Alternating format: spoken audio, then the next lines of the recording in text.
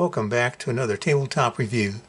Today we'll be taking a look at the IVER Johnson TP22 semi-automatic pistol. Although only about 80% of the size of the Walther PPK, the design and function of the IVER Johnson TP22 is so similar to the PPK, I'm surprised that no one has called it the baby Bond gun after the James Bond spy movie's Walther PPK. I picked this TP22 up at a gun show recently for a couple $100. Internet research showed its value at about $250, so I think I did okay. I liked its looks and the fact that it was modeled after the PPK. The fact that it was a 22 gun appealed to me right away. I like 22s. They're usually fun and inexpensive to operate. I have a Walther PPK S22, and I was curious about how they would compare. The frame finish is wearing thin and faded to brown in some areas, which I hear is kind of typical, but otherwise it seemed in good shape, with nicely fitted components and smooth action. Now before we go any further, let's make sure this gun is cleared first. By the way, if you enjoyed this review, be sure to like, share, and subscribe. Started in 1871 by a Norwegian gunsmith IVER Johnson, the IVER Johnson Arms and Cycle Works Company of Worcester, Massachusetts was formed, eventually growing into a massive sporting goods mail-order operation driven by innovation, high quality, fair pricing, and effective advertising. At one time, IVER Johnson was also the largest firearms manufacturer in the world. In their day, IVER Johnson bicycles and firearms, especially shotguns and revolvers, were highly regarded, sought after, and respected. In 1895, IVER Johnson died at the young age of 51 of tuberculosis, and his oldest son, Frederick, took over the reins of the company, effectively expanding it into one of the most successful companies in America. IVER Johnson's best-known marketing slogan, "Hammer the Hammer," referred to a hammer block safety and frame-mounted firing pin that prevented a revolver from firing accidentally if dropped on the hammer spur. Introduced in 1904, on the IVER Johnson popular safety automatic double-action revolver line. The IVER Johnson OWL logo was recognized worldwide. By World War I, the company began focusing more on the production of small arms as it faced a growing demand for firearms.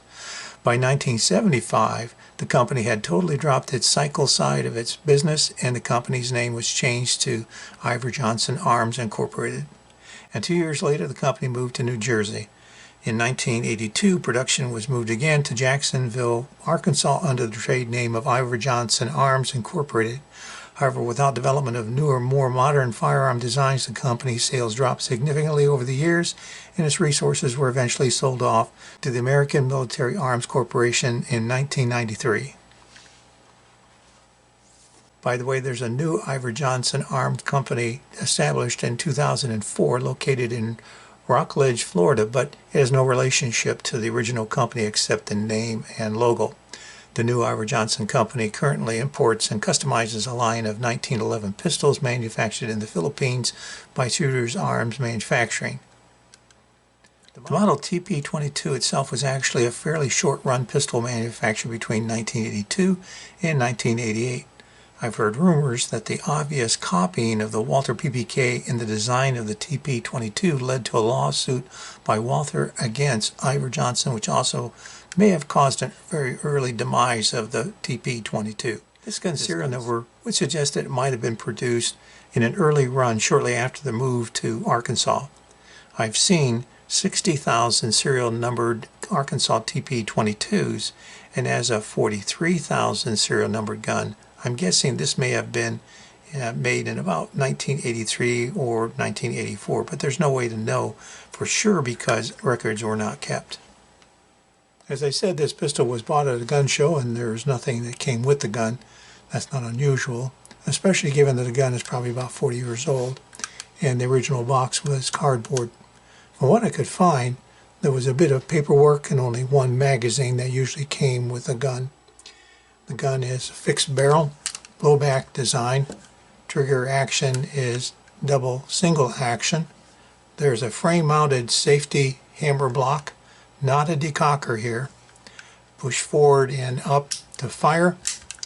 It also has a passive firing pin safety. There's no slide lock, and the slide does not lock back after the last round is fired. There's no magazine disconnect on this gun. Grips are black plastic textured and they wrap around on the rear. Sights are fairly small, fixed blade and notch, and there's an anti-glare texture on the top here. Slide serrations on the rear of the slide are fairly well defined. The hammer is exposed. Like many European guns, the mag release is a heel release located here.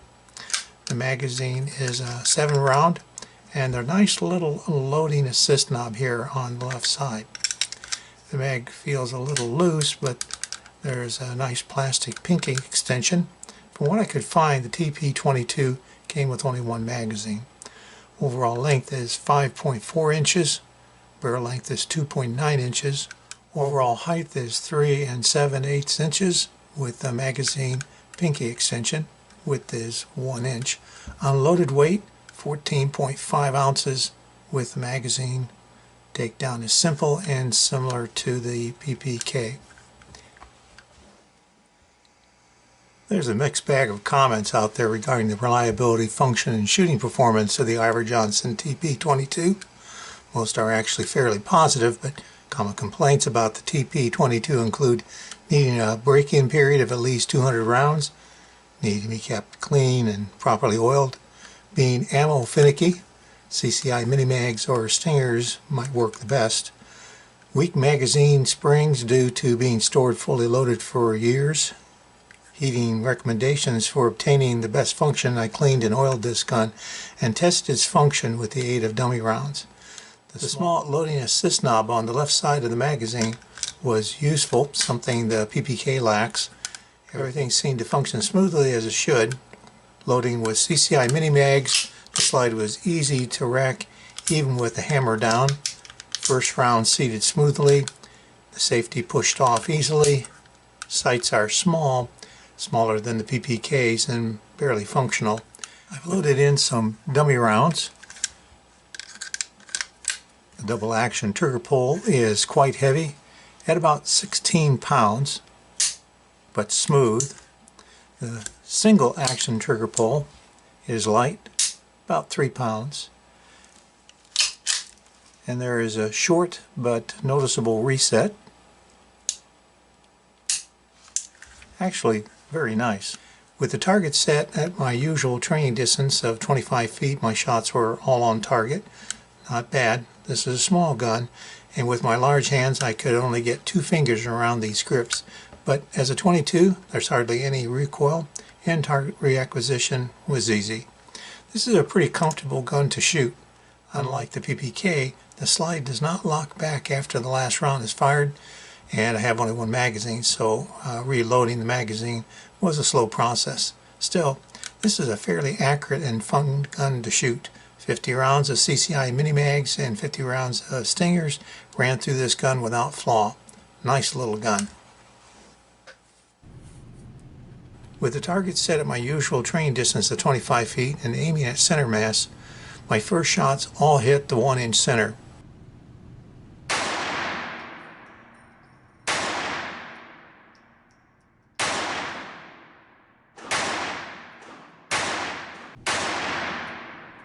Pretty good.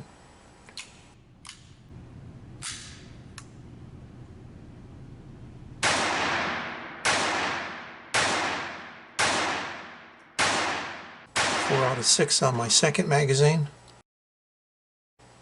5 out of 7 on my third magazine.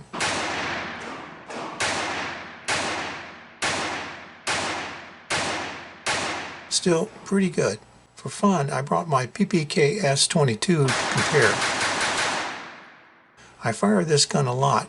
Aiming for the upper left target, you can see the PPK S is very accurate.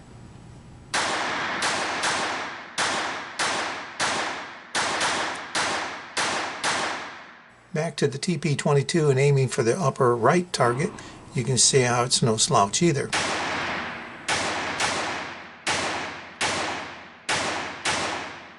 Nice. My Walther PPK S22 has been a great training pistol, except for its heavy 18-pound double action trigger pull, which is why I cock the hammer before firing that first shot.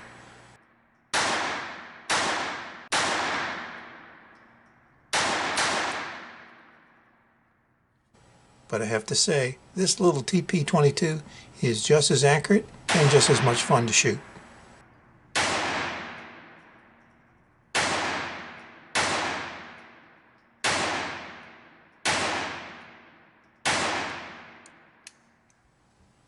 As for cons, from what I could see, the biggest complaints about the IVER Johnson TP22 center on ammo and feed problems.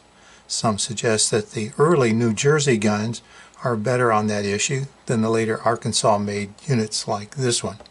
Solutions include testing different ammo, especially try the CCI mini-mags. Note that the rounded head bullets might feed better. Keeping the gun and its magazine clean is a given. Checking the feed lips of the magazine is also suggested, and stretching the magazine spring as well as turning the spring around might be beneficial. Fortunately, I've had no problems with this TP22, but so far I've only shot 100 rounds total of CCI mini-mags and CCI stingers. Another con is that the TP22's main parts are not steel. I think the slide and the frame are made from some type of zinc alloy, but the slide could even be anodized aluminum. Neither the slide nor the frame will attract a magnet, and I've seen where it's common for the frame finish to turn brown and wear off on these guns. You can see a little of that going on here behind the trigger guard, and there's plenty of holster wear on this gun. Obviously, the finish is not highly durable. While the safety flips up easily, putting the safety on takes a little bit more effort on this particular pistol, but the whole gun seems fairly tight, and unlike the Walther, the safety does not decock the hammer on the TP22 when engaged. It's merely a hammer block. The sights are too small for my liking, and unlike the slide release on the Walther, this one is a heel release. Given its age and the short manufacturing run of this gun, parts are likely to be more and more difficult to find. Finally, the TP22 has a two-finger grip, even with its pinky mag base at best, compared to the three-finger grip of the Walther PPK S22 with its pinky mag base. Now, as for pros, the TP22 is small, but in my opinion, the size is also extremely nice when it comes to pocket carry. For example, I've never thought that the PPK was a good candidate for comfortable pocket carry. Too big and heavy. But this TP22, yep, this is a good possibility here. Smaller than the PPKS, yet it still feels good in the hand, and it's so much lighter. 14.5 ounces compared to the PPK S22 at 23.5 ounces. For carry, assuming you have found the right ammo to match this gun, the TP22 would win in my opinion. The TP22 is also an accurate pistol, which is critical given that it's only a 22. It's double single action, it's smooth operationally, and seems reliable, although I would suggest keeping it clean and lubricated for the best performance. And given that the IVER Johnson TP22 could be found for close to half of what the Walther PPK S22 will cost you, I'd say the TP22 could be a bargain as well. Disassembly of the TP22 is pretty much like the Walther PPK. After making sure that the gun is cleared first, cock the hammer back, remove the magazine, pull the trigger guard down and hold open. This one will not lock open on its own. And pull the slide back and up and forward and off the barrel. Remove the recoil spring, and that's pretty much it. If you remove the barrel bushing here, it goes back on with the open end facing out to capture the recoil spring. And that's it. Reassembly is just the reverse. You're going to return the recoil spring. The smaller end goes on first. And then we're going to return the slide to the frame. Got to pull down on the trigger guard. Return the magazine and test for function. And that's it. Okay, so comparing the IVER Johnson TP22 to the Walther PPK, in my opinion overall, I think the Walther PPK S22 is the much better gun. And it's more than just being more sophisticated. The PPK is more robustly built, better fitted, has a better finish, and overall it seems more refined. And there's no doubt I really like the threaded barrel and my ability to attach a suppressor. But of course, it costs more. At the same time, I have to admit that I really do like this TP22. I think it's a good quality firearm that shoots very well. And I like its size. And I like shooting it. Now about 7 years ago I saw one of these sell for $125. Today, Genetron.com points out that the original manufacturer's suggested retail price was $192 and suggests its used value is today about $240. That's about double what I saw 7 years ago. Unfortunately, True Gun Value doesn't show enough sales activity of the IVER Johnson TP22 during the past year to even give us a suggested value. And I could only find a few actual examples of TP22s for sale and sold, and those that I did find were in the $250 to $300 range. But I would say today that probably reflects the realistic value of a used TP22 in good condition. So if you can pick up a clean, solid one for between $250 and $300, I'd say that's probably about right.